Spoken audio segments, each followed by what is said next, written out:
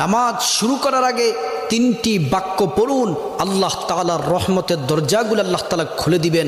ওই সময় আপনি আল্লাহর কাছে যা চাইবেন আল্লাহ রাব্বুল আলামিন কিন্তু তাই দিবেন।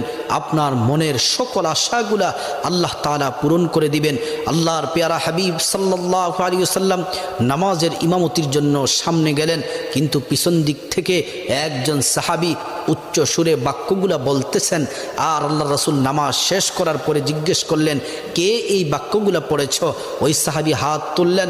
আল্লাহ রাসূল বললেন, তুমি এই দোয়া পড়ার সাথে সাথে আল্লাহ তাআলা রহমতের দরজাগুলা খুলে দিলেন। তুমি ওই সময় যা চাইবা দোয়াগুলা পড়ে আল্লাহ তাআলা তাই দিবেন, সকল আশাগুলো আল্লাহ তাআলা পূরণ করবেন। দোয়াটি হচ্ছে আল্লাহু আকবার কাবীরা ওয়ালহামদুলিল্লাহি কাসীরা ওয়া সুবহানাল্লাহি বুকরাতা ওয়া আসীলা।